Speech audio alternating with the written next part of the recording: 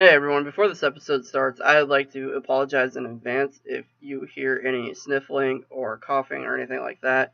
I tried my best to edit it all out, but I split my recording days into 2 days. One day I recorded half of it, the other day I recorded the rest. But on that second day, I came down with a pretty bad cold and I'm running pretty high fever. So you may hear some sniffling, you may hear some coughing. I'm sorry in advance. And I should be able to edit all of it out, but just in case, again, I'm really sorry. I try to do the best I can with editing it out. But yeah, I hope you enjoy this episode, and I'll talk to you next week. I wanna believe in things I can't see.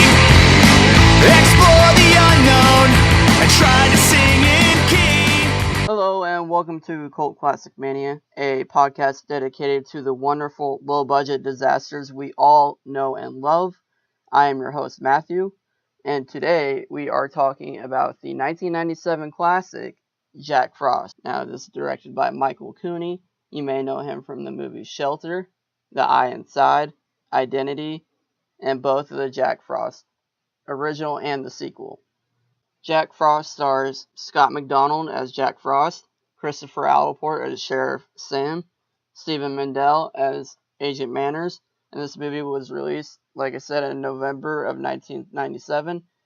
That budget is sort of unknown. It just says low budget in any of the research that I did for this movie. Whew. I love this movie, but I also hate it at the same time. It's sort of like I guess you would say it's sort of like a homage or also sort of like a satire type of movie, trying to make fun of 90s action movies. Shitty one-liners, just terrible jokes, and bad dialogue all around. I mean, the acting was good, but man, the dialogue was just so... It was spotty, to say the least. But for the ratings, as far as the ratings goes, it wasn't doing too hot. On IMDb, there is a 4.6 out of 10 for that rating. Rotten Tomatoes overall rating was a 36%. Letterboxd was a 2.3 out of 5. So yeah, it didn't do too well. It made so much money back after the fact that they made a second sequel. It was Jack Frost 2, The Revenge of Jack Frost or something like that. And it still did really well later on. It just became a quote-unquote cult classic movie. But basically, the summary of the movie is a serial killer that goes by the name of Jack Frost. He is genetically mutated in a car accident where he is on the way to his execution for a sentence on death row. After the wreck, he basically becomes a murdering man on revenge to kill Sheriff Sam because he was the one that finally put Jack Frost away. So the film begins by a chilling narrative where a little girl is asking her Uncle Henry to tell a bedtime story. Uncle Henry asks, do you want to hear a scary story or do you want to hear a funny scary story? She replies that she wants to hear a scary funny story. And Uncle Henry, basically, right off the bat, you learn everything there is to need to know about Jack Frost. Uncle Henry just lays it all out. And this uncle honestly needs to be arrested. Something needs to be done. Like, he does not need to be around children, for Christ's sake. He's like he goes around this town to murdering innocent little girls just like her, and she's like, I don't like this story, but he just keeps on telling the story, terrifying her. Honestly, that little girl probably had nightmares and is probably traumatized for being on that movie now. One thing I do like about this movie is they don't beat around the bush with the story. They hit you with all the punches. They tell you all about Jack Frost and what you need to know.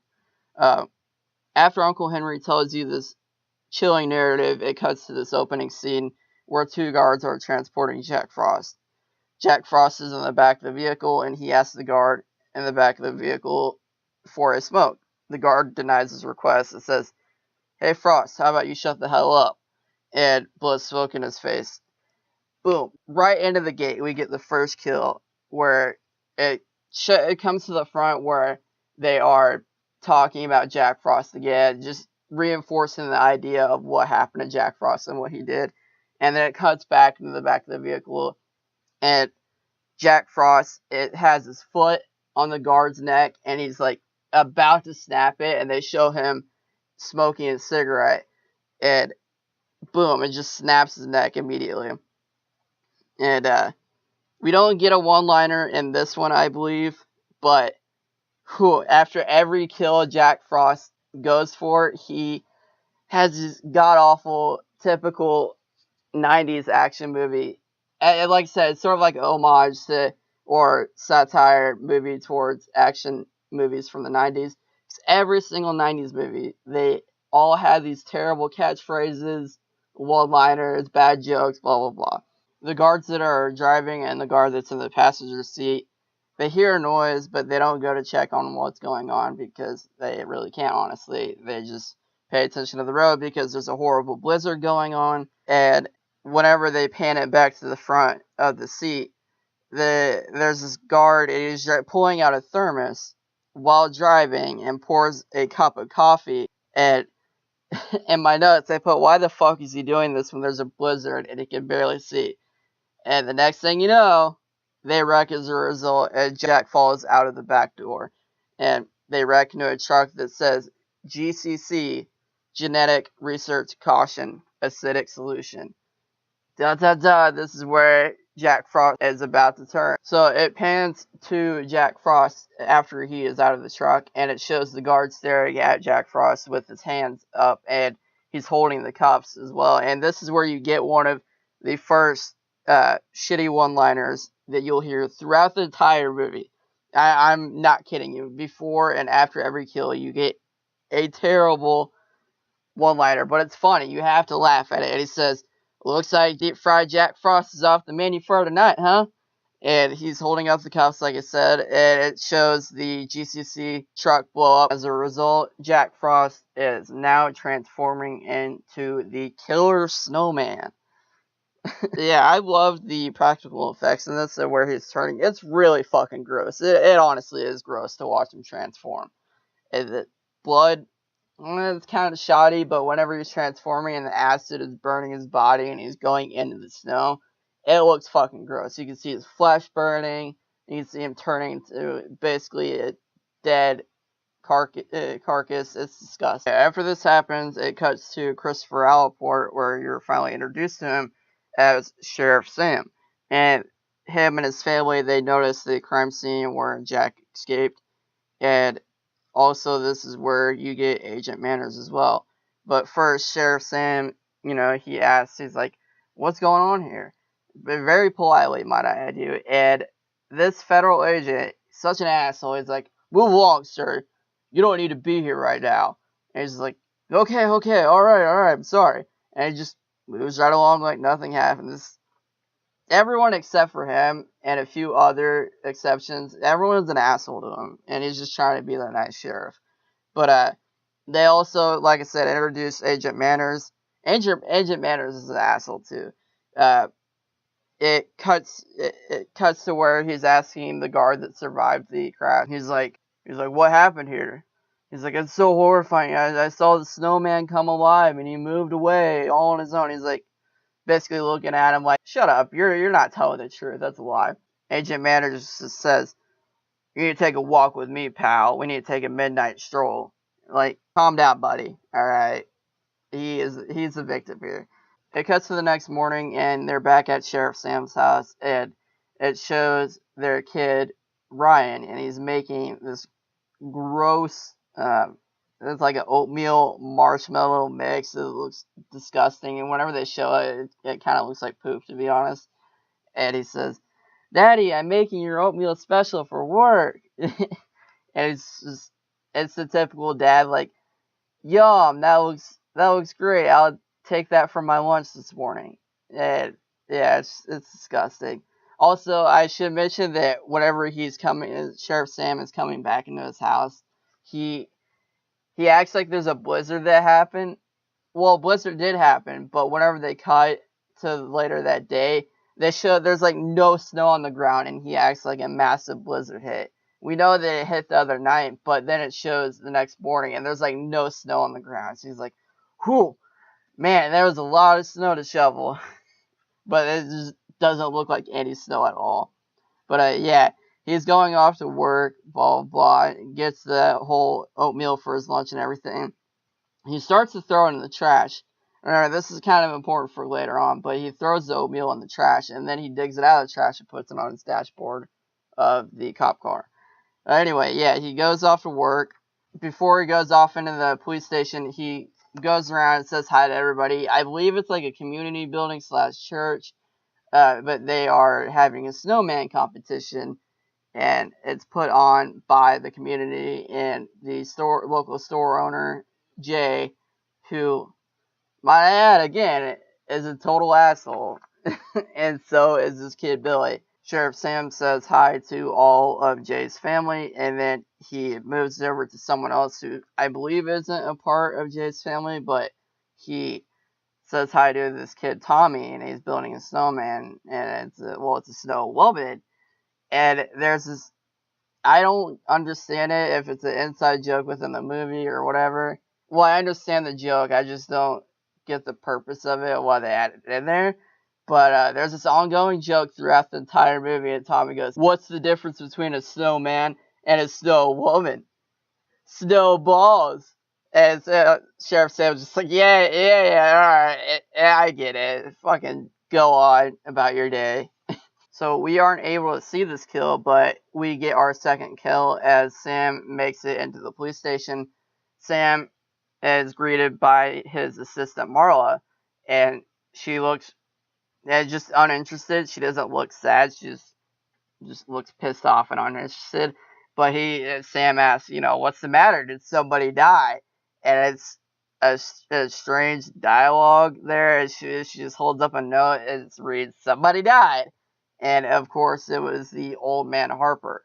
It cuts to old man Harper's crime scene where I have a note here. It says, the cops in this movie are actually pretty intelligent. At least at first they seem intelligent. And their doc that examines the bodies after death, Doc Stevens, he's also pretty intelligent, addition to the police force. And he's examining, he's like, it looks like his neck was snapped, blah, blah, blah. And the police, they're just gathering evidence and saying there's no forced entry, blah, blah, blah. There was no sign of a struggle. These police are actually kind of smart, whereas, most 70s, even 80s, and even 90s horror movies, cops are dumb as dog shit, and they could care less about helping you. But for some reason, the police in this movie, they're really intelligent and actually get the job done. I mean, Sam, he has the suspicion. He's calling up Agent Manners. He's like, Agent Manners, there was that wreck last night. I need to know that wasn't Jack Frost, or that Jack Frost is going away. Agent Manners reassures him, I assure you, it's not Jack Frost. He is gone. You don't need to worry about him. And then as Agent Manners hangs up the phone, we are introduced to the madman behind Jack Frost. And that madman is, lo and behold, Doc Peters. And he is the one that created the genetic mutation of where this acid can turn Jack Frost into a murdering snowman. And he's like, good news, your experiment worked. Bad news, you had to choose a homicidal maniac as your test. So after they clear up the crime scene and everything, and all that's done, it cuts to the mom. She is bringing in groceries from the house, and before that, she noticed there's a snowman that's being built in the front yard as she's bringing in groceries, and mentions to Ryan how she loved the snowman that he built, but it needs a face. The son is confused, obviously, and he's like, "I didn't build a snowman. I don't know what you're talking about." And I realize the mother shouldn't be concerned, but she is just like, "Yeah, there's a random snowman out there, but I didn't do it. But whatever, I'll go ahead and finish it." And this is when this asshole kid, Billy the bully, is bullying the boy about being in the way, where they're supposed to be sledding, and they're just in the driveway of this kid's house, right? And Billy's like, "Get off my hill." and it's clearly no hill at all. And they're like, we need a sled here, and there's like no hill. I don't see how you're gonna sled there at all. Whatever. And the kid just Billy is just pestering the kid in riot. He's like, fine, blah blah blah, and he mocks Billy or something. I don't know. He says something to Billy, and he's just like, what do you say to me, punk? Blah blah blah. And he starts to punch him, blah blah blah. And Jack, he comes alive finally and pushes Billy the bully down. And as the bully is falling down, the sled is starting to come from his friend, and the sled is pushed down to where it is right next to his head. And boom, and cuts off his head immediately. The practical effects in this movie for this one scene is hilarious, by the way. There's no blood or anything, and it just shows a dummy head just flying off into the sunset. It's hilarious. Yeah, that is our third kill that we get. All the kid says, so it wasn't me, it was the snowman. It cuts to Jay, the store owner, harassing the cop, Sam, and he's like, oh, your kid's a psychopath, he needs to go to a insane asylum, blah, blah, blah. And he's just like, I believe my son, you're the one that's crazy, you need to calm down. He's like, you don't need to tell me to calm down, officer, I'll shoot you if I have to, I don't care if I'm shooting an officer of the law. This guy, he says he's not an asshole, but every single time that he has a line, he says something abusive, or he's just a terrible human being. I'm like, later on, spoiler alert, he is killed. But it's honestly one of the most satisfying kills as well. It sounds terrible, but this guy is just a straight up asshole. And then later that night, it cuts to the store owner's house, and they're all mourning Billy, and Jay, the store owner, he's just crying and mourning about Billy and his wife. I'm sorry, but I forgot her name. And she's like, why don't we put the rest of the lights up on the Christmas tree? And he just, again, Jay being an asshole, and he's just like, really? We're already 3 hours into our kid being killed. Do you want to put up the goddamn lights? And like, you just, again, being an abusive asshole, just yelling at her for no reason. And the daughter, Jill, she walks downstairs. She's like, I'm gonna go out and see Tommy. Blah blah blah. See you later. And he's like, are you fucking serious? You're leaving right now? When you're supposed to be mourning Billy? Huh? Come on now. And she says, Jesus Christ, Dad. He's like, you don't say Lord's name in vain when in my house. Blah blah blah. You're going out here like the lady of the night. God, this guy's such an asshole. Every single time I quote him, I dislike him even more. Jay has enough of it, and he walks out of his house, and he's sitting on a stump, pulls out a cigarette, starts lighting it up. You hear his voice, and they show him out in the distance, but he's like, hey, man, how about a smoke? And for some reason, he thinks it's Officer Sam, and he's just like, Sam, is that you? Is that you trying to prank us? That's not cool, man. And like, he's just mourning Billy, still just crying, just thinking about life. And this is the most satisfying kill of the entire movie, if I'm being honest. Jack appears out of nowhere, and Jay still doesn't realize it. Jack Frost comes up and kills him with an axe. Another shitty one-liner. He's like, I only asked you for a smoke right after he kills him. And then later on, he goes in to the house and kills his wife. But the way that he kills his wife, he ties her up with the Christmas lights and shoves an ornament in her mouth and just strangles her to death. It's honestly hilarious. I think there's a clip on YouTube of it if you want to watch that kill. I think it's like Jack Frost's best kills or something like that. But yeah, it's really gross, and they just show her all bloodied up and everything, just him smacking her around and tying her up with lights. But yeah, that is the next kill. After all that happens, it cuts to the community building where Agent Manners is ordering Sam to make a 24-hour curfew regulation on the town. He says, don't go to your house, don't walk around outside, please stay in the community building if possible. And while that's happening, I believe it was Paul, he's another store owner, he's outside, he's like, fucker's a snowman, it was a snowman, he did it, he killed Billy, and he killed the rest of his family too. And it's just going off on a tangent. Agent Manners comes up, boom, punches him in the face out of nowhere and tells him to calm down. He says, Sam, you need to get your people under control and everything will go fine. He's like, if not, I'll have you fired, which I really don't think he has the authority to fire Sam. He's just a sheriff, and Agent Manners is just an FBI agent. I don't think he has the authority to do that, but whatever. But yeah, he hits him, and one of the officers, again, I'm sorry if I forgot his character name, but one of the officers of Sam says, "What's eating him?" And the third officer says, "Definitely not his girlfriend." Everybody, it's a weird dialogue. I felt like that he said that by himself. It wasn't added to the script because everyone just looks at him like, "The fuck is wrong with you?" It's honestly one of my favorite quotes of that movie, probably. So at this point, everything is sort of all over the place, really. They have, make a point to stay in the community building, to go outside, and then that happens, and the agent Manners punches Paul, the store owner, and then it cuts to, I believe, Jill and Tommy, and they break into Sheriff Sam's house for some reason, and they're like, let's have some fun at Sheriff Sam's house. Oh my god, I can't stress this enough. There's this obnoxious 5-minute strip scene of Jill and Tommy just going layer by layer of clothing, teasing Tommy, like, oh, we're gonna do it, baby, blah, blah, blah. And then she gets to her final layer of clothing. She's like, oh, just kidding. And it's honestly the most aggravating strip scene I've ever watched. Like, it was literally like a 5-minute scene of them just pulling their clothing layers off. I'm like, did we really have to watch this? I also forgot to mention that Jill is played by Shannon Elizabeth, and she's probably the only notable actor in this movie, really. You guys may know her as Nadia, the foreign exchange student from American Pie. She was also in Scary Movie 1, Love Actually, and a bunch of other movies you may have heard. And fun fact, she is also a professional poker player now, so the more you know. Unfortunately, this is where Jill and Tommy's fun ends, really. He hears a snowball hitting the window from outside. For some reason, he thinks it's Sheriff Sam. I guess in hindsight, you'd probably think it's Sheriff Sam too if you broke into his house, when you're not supposed to. But yeah, he thinks it's Sheriff Sam. He doesn't think anything of it afterwards, blah, blah, blah.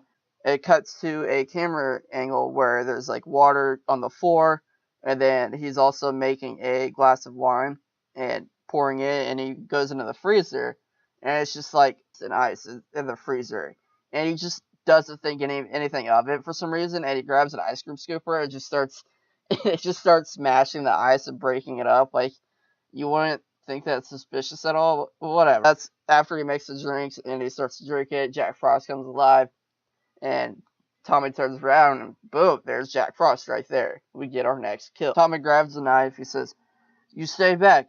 I'll use this if I have to." And he's like, "Don't move any further. I'm gonna do it." And he's like, "I highly doubt it." It's just some terrible one-liner. I tried to write all of the one-liners down, but honestly, there are way too many one-liners to remember. But, he says, "What are you?" Frost responds, he's like, "The most pissed off snow cone." And he throws an icicle into Tommy's chest and says, "What do you know? It's a long drive." And that's another one of his one-liners that he delivers before and after he kills him. While all this is going on, Jill is drying off her hair from being outside in the snow, and she has the radio going, she hears all this commotion. She's like, "Tommy, is that you? What's all that noise?" And then she just goes back to drying her hair, and she draws a bath and starts to take a bath and just laying there relaxing, and she notices that the water starts to bubble, and she's like, and it's really cold water and mixing with the hot. She's like, "Tommy, don't make it so cold, blah, blah, blah." And this is where you get probably one of the most funny and also the most fucked up rape scene in a horror movie. But, oh god. It's just a really strange rape scene, and he comes up from the water, picks up Jill, and he starts to choke her, and then, god damn it, it's just like, he has this carrot dick. It's not a real dick, it's just a carrot dick that he's using, but still, it's fucking weird. And he rapes her and chokes her out, kills her basically, and he says, "Oh my god, this is a disturbing one-liner." He's like, "Looks like Christmas came early for you. Hope it was good for you too, honey." I'm like, come on. Really, man? Yeah. Oh, fucking carrot dick. And it cuts to the police station, and Sheriff Sam is asking about one of his deputies who is supposed to go out and look for Jill, and she's just asking where he is. He should have been back by now, but he wasn't. And then it cuts to that deputy to where it's Jack Frost, and he's holding up a stop sign, and the police officer randomly stops, and he thinks it's the actual stop sign location. But again, he's not alarmed by this by any means for some reason, and he's just like, oh, well, it doesn't matter, it moves along, whatever. And then it cuts back to the police station where Sam is saying, oh, this deputy should be back by now and should be helping me, see if she can locate Jill. And next thing you know, the police officer is coming back. All you hear is the sirens, and he is nowhere to be found in the car. Officer Sam walks up to the driver's side of the door and, rubs his hands around it, and it's wet. He's like, wherever he is, he must be getting cold. And his scarf is on the floor as well. Yeah, this is where Jack Frost appears and tries to attack Marla. She's like, and meanwhile, Sam was like, be careful, he might be around. And she's like, who might be around? Jack Frost, he might come up behind you without even knowing.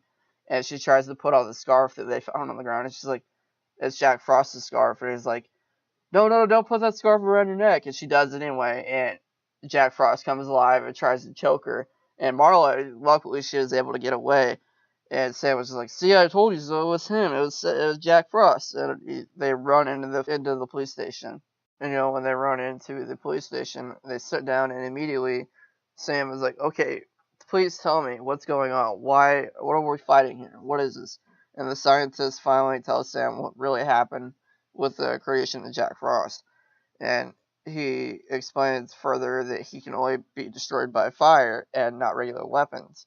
But Jack Frost comes back and melts and comes back into the police station. He tries to, even though he says he can only be destroyed by fire, Agent Manners, for some reason, he pulls out his gun and shoots him. And he's like, see, I can actually kill him with my gun. What do you mean he can only be destroyed by fire? But Jack Frost just comes back alive. And it's just like, oh, never mind. Forget what I just said. And he says he's going to have his team come up, to help as a cavalry destroy Jack Frost, but he still doesn't understand that they can't be destroyed by regular weapons. Marla explains, oh, you can't bring your cavalry in. Like, there's a storm coming in from Denver. It'll be at least a day or two before they can actually come in and, actually help out. He's like, that's impossible. My men can make it over. They just laugh at him. After all that happens, they finally create a plan that they think will kill, Jack Frost. This movie has 3 different endings. Yeah, 3 different endings pretty much with how they try to kill Jack Frost. Because at first, their first plan was to basically get cleaning supplies and all of that and turn up the heat in the building and lure Jack Frost into the basement furnace of the church or community building. And the way that they're going to do that is that they're going to get as many hair dryers as they possibly can and blow him with the hair dryer all the way down into the basement where the furnace in the church. At first, you think, oh, they got him, they killed him, he's burning alive in the furnace, but magically, he doesn't die. He melts out of the furnace and comes back alive in the basement. So they think, well, that won't kill him. And I think it was Agent Manners. Agent Manners tries to shoot him again, but for some reason keeps forgetting that he can't die from regular everyday weapons. And they try to get as much weaponry as they can, blah, blah, blah, and nothing's working. Finally, whenever they get him into the basement, he says another one-liner. He says, blow me, and while he tries to kill Manners. The scientist is also killed and becomes Jack Frost at this point. He says, don't eat the yellow snow, and that's when the scientist dies. So after that, Sam, the sheriff, he has that bag of oatmeal that his kid makes, and for one reason or another, he thinks this will end all of his problems, and he grabs the bag from his truck while they're in his truck, and they throw the bag of oatmeal at Jack Frost. So at this point, running out of options, he grabs the bag of oatmeal from the dash of his car, and he throws it at Jack Frost, and whenever he throws it at Jack Frost, he realizes that his face is burning for some reason. He's like, well, that's strange, it's just oatmeal and marshmallows. Why is it causing his face to burn? And then he turns to his son, Danny, and he's like, what's in that oatmeal? What'd you put in the oatmeal? And the kid's just like apologizing profusely. He's like, oh, I'm sorry. I thought I didn't want you to get cold, so I put antifreeze in the oatmeal. I'm like, wait a minute. And you left this kid unattended in a kitchen for so long that he was able to put antifreeze in oatmeal, which lucky that Sam didn't eat oatmeal to begin with, and that probably would have killed him too. But the fact that he was like unattended in a kitchen, and his mom was like, "Oh, you're making your special food or whatever for Dad," and pours antifreeze to his oatmeal. So finally, the third plan that they have to get rid of Jack Frost completely is he asks Paul to fill up his truck with as much antifreeze as he possibly can and be back to the location where Jack Frost and Sam are. And so he goes and hurries back out of his truck with antifreeze. He notices Jack Frost is out in the open, so he backs up his truck into Jack Frost, and Jack Frost falls into the truck. And they basically have him and Sam have an all-out battle of just him trying to melt Jack Frost into the antifreeze. He notices Jack Frost is out in the open, so he backs up his truck into Jack Frost, and Jack Frost falls into the truck. And they basically have him and Sam have an all-out battle of just him trying to melt Jack Frost into the antifreeze. And finally, this is where Jack Frost finally dies. Sam has saved the day by killing Jack Frost.